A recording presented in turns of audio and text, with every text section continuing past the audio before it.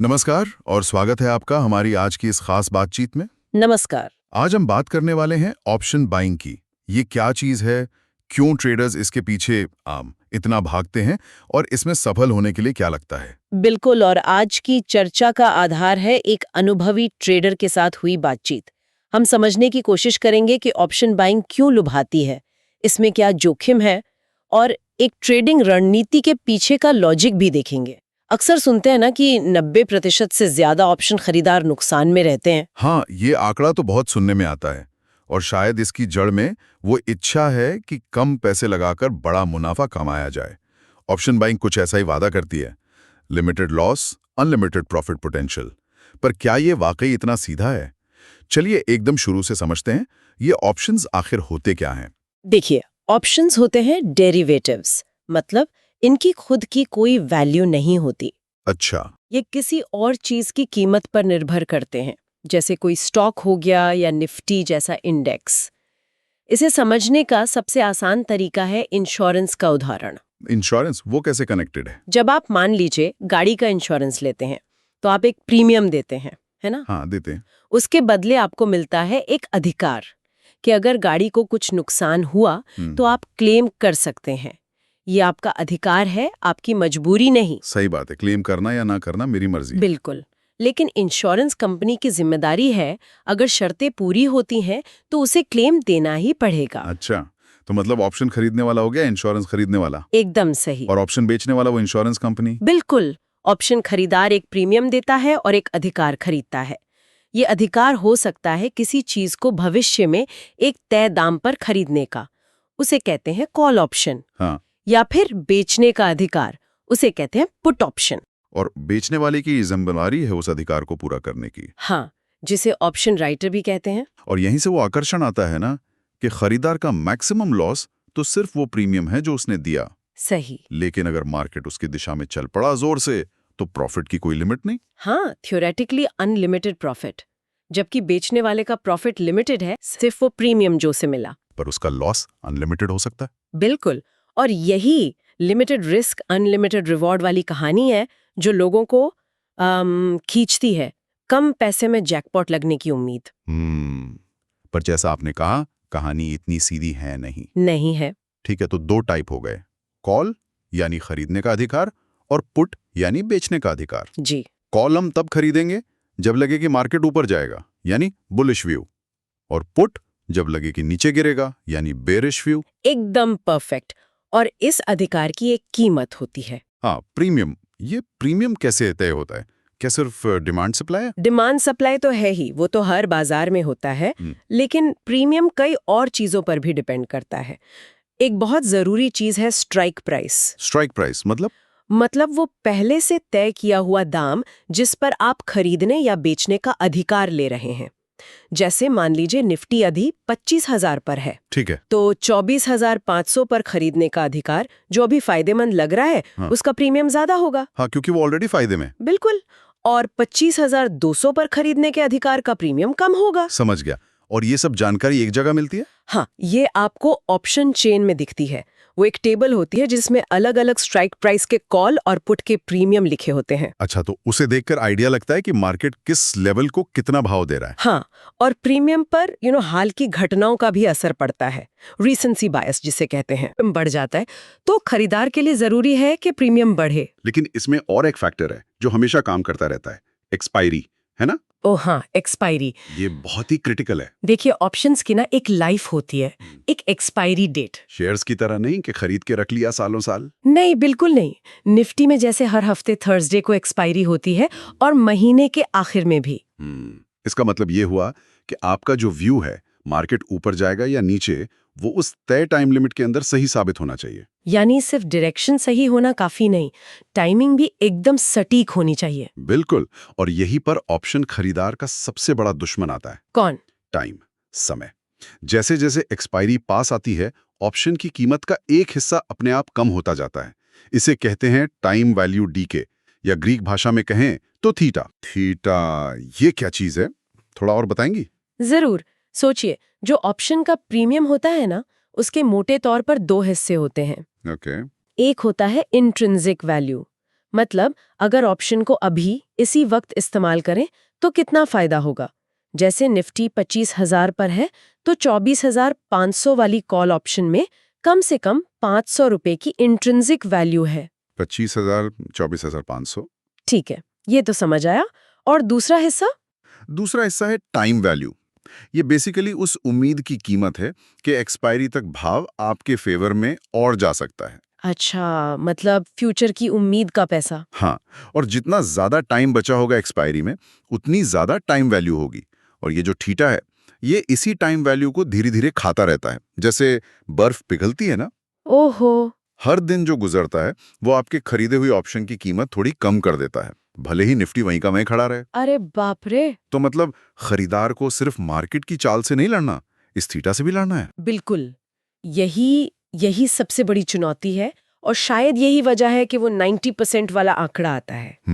क्योंकि खरीदार को सिर्फ डायरेक्शन से ही नहीं पकड़ना, बल्कि इतनी तेजी से पकड़ना है कि वो थीटा के रोजाना होने वाले नुकसान से ज्यादा कमा सके। मतलब अगर मार्केट धीरे धीरे भी सही दिशा में गया तो भी थीटा प्रॉफिट खा जाएगा। खा सकता है, बिल्कुल। ये तो सच में मुश्किल खेल लग रहा है। अच्छा, वो जो टर्म सुनते हैं आईटीएम, एटीएम, ओटीएम, इनका इससे क्या कनेक्शन है?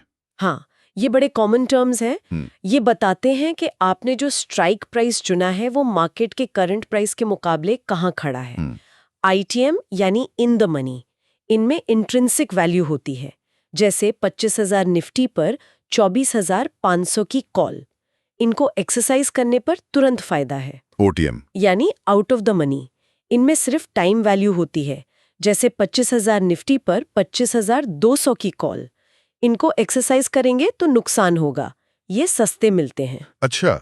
और एटीएम यानी एट द मनी, जब स्ट्राइक प्राइस मार्केट प्राइस के बिल्कुल करीब हो, जैसे 25,000 निफ्टी पर 25,000 की कॉल।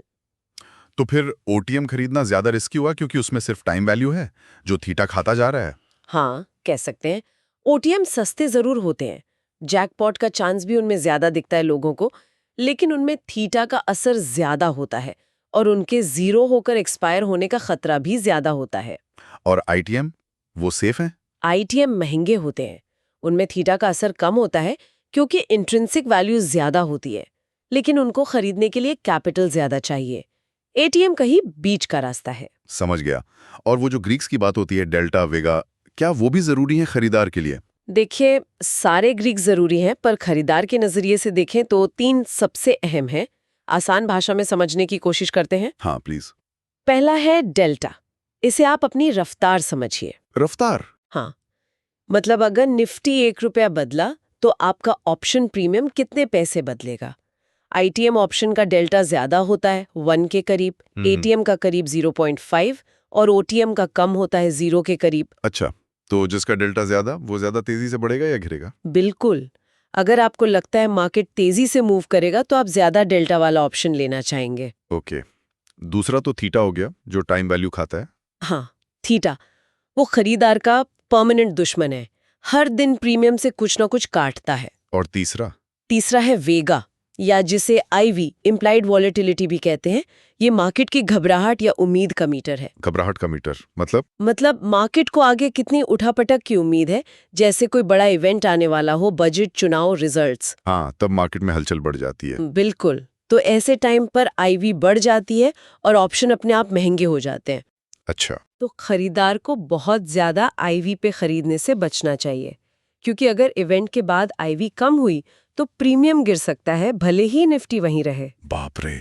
तो मतलब खरीदार को डायरेक्शन सही पकड़ना है, स्पीड डेल्टा चाहिए, टाइम के टैक्स थीटा से बचना है और मार्केट के मूड आईवी का भी ध्यान रखना है। वाकई काफी चीजें हैं। बिल्कुल। इसीलिए मैंने कहा था ऑप्शन बायर को ना राहुल द्रविड़ की तरह टिक कर नहीं खेलना होता। हाँ हाँ, तो फिर किसकी तरह? उसे वीरेंद्र सहवाग या शाहिद अफरीदी बनना पड़ता है। आओ, बाउंड्री मारो और निकलो। मतलब तेजी से प्रॉफिट बुक करो। हाँ, क्रीज पे टिके रहने का काम यानी थीटा खाने का काम वो ऑप्शन बेचने वाले का है। खरीदार को मोमेंटम चाहिए, तेज मूव। और शायद यही वो प्रॉफिटेबिलिटी वर्सेस प्रोबेबिलिटी वाली बात फिट होती है। बिल्कुल सही पकड़ा। खरीदार खेलता है बड़ी जीत के लिए, प्रॉफिटेबिलिटी। उसके जीतने के चांस यानी प्रोबेबिलिटी अक्सर कम होती है, पर जब वो जीतता है तो बड़ी जीत होती है। और बेचने वाला?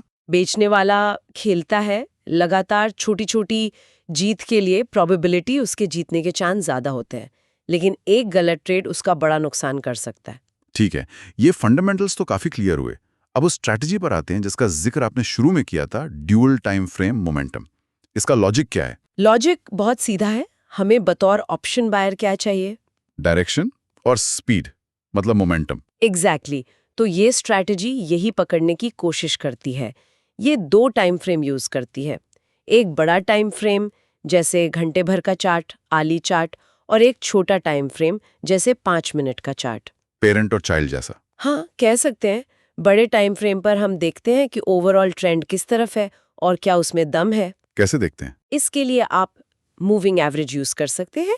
जैसे खरीदने के लिए क्या 10 पीरियड की एवरेज 30 से ऊपर है और 30 वाली 100 से ऊपर, 10 EMA, 30 EMA, 100 EMA।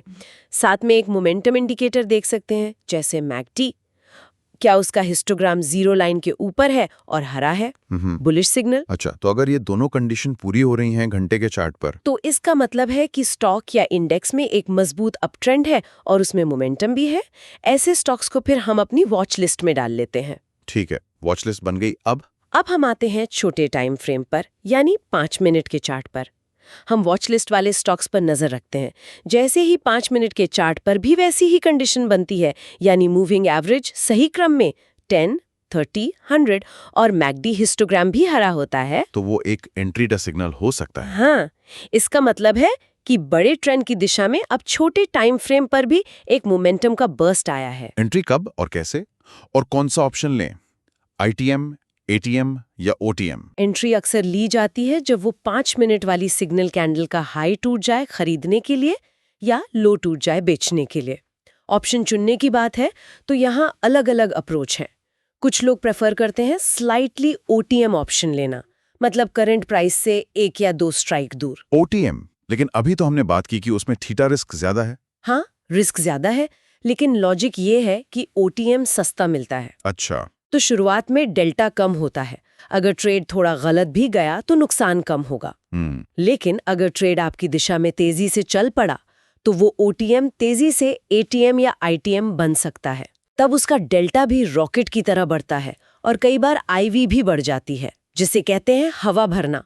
इससे प्रीमियम बहुत तेजी से शूट अप कर सकता है। ओह, ये तो हाई रिस्क हाई रिवॉर्ड वाला गेम हुआ। बिल्कुल, ये थोड़ा अग्रेसिव तरीका है। जो थोड़ा सेफ खेलना चाहते हैं वो ATM या स्लाइटली ITM चुन सकते हैं। उनका डेल्टा शुरू से ज्यादा होता है। तो ये ट्रेडर के रिस्क एपिटाइट और कॉन्फिडेंस पे डिपेंड करेगा। एकदम। समझ गया। अब सबसे इंपॉर्टेंट पार्ट, एग्जिट। प्रॉफिट कब लेना है और उससे भी जरूरी लॉस कहाँ काटना है? प्रॉफिट बुकिंग के लिए भी कई तरीके हैं। या तो आप पहले से एक टारगेट सेट करें, जैसे जितना पैसा लगाया मार्जिन उस पर X% रिटर्न। ठीक है। या फिर देखें कि अंडरलाइंग स्टॉक या इंडेक्स कितना % मूव कर गया है। मान लीजिए 0.5% या 1% मूव पर कुछ प्रॉफिट बुक कर लिया। या फिर आप छोटे टाइम फ्रेम 5 मिनट पर कोई एग्जिट सिग्नल देख सकते हैं, जैसे 10 EMA ने 30 EMA को नीचे की तरफ क्रॉस कर दिया, ट्रेलिंग स्टॉप लॉस। इंट्राडे में ज्यादातर लोग दिन खत्म होने से पहले निकल जाते होंगे। हाँ, ऑप्शन बाइंग में अक्सर इंट्राडे प्रेफर किया जाता है थीटा से बचने के लिए, तो एंड ऑफ डे एग्जिट भी एक रूल हो सकता है। और स्टॉप लॉस ये कहाँ लगाएं? ये तो बहुत ही क्रिटिकल होगा। सबसे ज्यादा क्रिटिकल। यहाँ एक कॉमन गलती होती है, लोग ऑप्शन के प्रीमियम चार्ट पर स्टॉप लॉस लगा देते हैं। वो क्यों गलत है? क्योंकि ऑप्शन का प्रीमियम सिर्फ अंडरलाइंग एसेट की मूवमेंट से नहीं बदलता, वो IV और थीटा से बहुत ज्यादा हिलता है। आपको गलत सिग्नल मिल सकते हैं। तो फिर बेहतर ये है कि स्टॉप लॉस आप अंडरलाइंग स्टॉक या इंडेक्स के चार्ट पर लगाएं। जैसे अगर आपने कॉल खरीदा है तो हाल का जो सबसे निचला पॉइंट स्विंग लो बना था उसके थोड़ा नीचे स्टॉप लॉस रखें। अच्छा, अंडरलाइंग पर। हाँ, या फिर एक और तरीका है, आप पहले से तय कर लें कि आप इस ट्रेड में मैक्सिमम कितना लॉस ले सकते हैं। मान लीजिए 1500 रुपए या 2000 रुपए। जैसे ही उतना लॉस दिखे ट्रेड काट दें, बिना सोचे समझे। और ये सारे नियम, एंट्री, एग्जिट, स्टॉप लॉस, ये ट्रेड लेने से पहले तय होनी चाहिए। बिल्कुल, ट्रेड में घुसने के बाद दिमाग पर इमोशंस हावी हो जाते हैं। हाँ, डर और लालच। सही। लोग लॉस वाले ट्रेड को पकड़े रहते हैं उम्मीद में कि भाव वापस आएगा, या जरा सा प्रॉफिट देखकर डर के मारे निकल जाते हैं। इसे ही कहते हैं ट्रेड से प्यार हो जाना। वो नहीं करना है। नियम बनाओ और पत्थर की लकीर की तरह फॉलो करो। यही शायद सबसे मुश्किल काम है ट्रेडिंग में। बिल्कुल। तो आज हमने ऑप्शन बाइंग की काफी गहराई में जाकर बात की, समझा कि ये एक अधिकार खरीदने जैसा है, इंश्योरेंस की तरह। हाँ। इसमें लिमिटेड रिस्क अनलिमिटेड प्रॉफिट का पोटेंशियल दिखता तो है, पर थीटा यानी टाइम डीके खरीदार के लिए एक बहुत बड़ी चुनौती है। सही कहा। ये भी समझा कि खरीदार को सिर्फ डायरेक्शन नहीं, स्पीड भी चाहिए। सहवाग की तरह खेलना है। हाँ, बिल्कुल। और फिर हमने एक dual time frame momentum strategy के लॉजिक को देखा और सबसे जरूरी रिस्क मैनेजमेंट पर जोर दिया। हाँ, और मैं अंत में यही कहूंगी कि कोई भी स्ट्रैटेजी जो है ना, वो आपकी सफलता का सिर्फ मान लीजिए 40-50% हिस्सा है, और बाकी 50-60% आपकी रिस्क मैनेजमेंट और आपकी साइकोलॉजी है, आपका अनुशासन। आप दुनिया की बेस्ट स्ट्रैटेजी जान ले, पर अगर आप डर या लालच में आकर अपने रूल तोड़ते हैं, तो आप घूम फिरकर उन्हीं 90% लोगों में आ जाएंगे जो पैसा गंवाते हैं। बाजार में कोई होली ग्रेल या 100% गारंटी वाली स्ट्रैटेजी नहीं होती। बहुत सही बात कही। तो चलिए जाते जाते अपने सुनने वालों के लिए एक सवाल छोड़ते हैं। जरूर। ये सोचिएगा, अगर ऑप्शन खरीदार के लिए स्पीड और मोमेंटम इतना जरूरी है, तो कोई आने वाली बड़ी मार्केट इवेंट जैसे बजट है या चुनाव के नतीजे हैं या कोई ग्लोबल न्यूज़, वो इस तरह की मोमेंटम स्ट्रैटेजी के लिए कितने बड़े मौके बना सकती है और साथ ही कितने बड़े जोखिम। इंटरेस्टिंग। और दूसरा पहलू साइकोलॉजी का। हम सब के अंदर कुछ बायस होते हैं, जैसे हाल की घटना से ज्यादा प्रभावित हो जाना, रीसेंसी बायस, या लॉस से बचने की बहुत ज्यादा इच्छा, लॉस एवर्जन। ये जो हमारी अंदरूनी कमजोरियां हैं, ये एक डिसिप्लिन ट्रेडर बनने के रास्ते में कैसे बाधा डाल सकती हैं? बेहतरीन सवाल, सोचने पर मजबूर करते हैं। इन पर विचार जरूर करें, और अगर आपकी दिलचस्पी इस विषय में और जगी है तो सीखने और एक्सप्लोर करने के लिए बहुत कुछ है। बिल्कुल। आज के लिए बस इतना ही। सुनने के लिए बहुत बहुत धन्यवाद। धन्यवाद। नमस्ते दोस्तों। स्टॉक मार्केट में पैसा बनाना कोई मैजिक नहीं है। बस सही नॉलेज, सही गाइडेंस और राइट माइंडसेट चाहिए। अगर आप भी सीखना चाहते हो कैसे ट्रेडिंग से रेगुलर प्रॉफिट कमा सकते हो, तो अब वक्त आ गया है अपना जर्नी स्टार्ट करने का। यहां आप सीखेंगे stock market basics, swing and intraday trading strategies, option trading secrets, risk and money management trading psychology, और सब कुछ हिंदी में इजी एग्जाम्पल्स के साथ। चाहे आप बिगिनर हो या एक्सपीरियंस ट्रेडर, ये ट्रेनिंग आपको स्टेप बाय स्टेप ले जाएगी बिगिनर से एक्सपर्ट तक। मार्केट हर दिन मौका देती है, लेकिन बिना नॉलेज के वो मौका रिस्क बन जाता है। तो अब सीखो, समझो और अपना ट्रेडिंग गेम स्ट्रांग बनाओ। Want to learn stock market trading in a simple, practical and profitable way? Call or WhatsApp अभी +91 96 41 28 9557। Limited seats, unlimited learning. Trading सीखो, अर्निंग बढ़ाओ, बिकॉज स्मार्ट लॉक सिर्फ काम नहीं करते, वो मार्केट को काम करवाते हैं। Learn stock market trading, beginners to pro traders. Welcome call, WhatsApp +91 96 41 28 9557। अगर वीडियो पसंद आया हो तो लाइक करें, कमेंट में अपनी राय दें और सब्सक्राइब करना ना भूलें। आपके एक लाइक से हमें मिलता है मोटिवेशन, तो जरूर लाइक करें और शेयर करें अपने दोस्तों के साथ। अभी सब्सक्राइब करें ताकि अगली अपडेट आप सबसे पहले देख सकें। वीडियो अच्छा लगा हो तो नीचे कमेंट करें। आपका फीडबैक हमारे लिए गोल्ड है। सपोर्ट करें चैनल को, लाइक करें, शेयर करें और बेल आइकॉन दबाना मत भूलिए।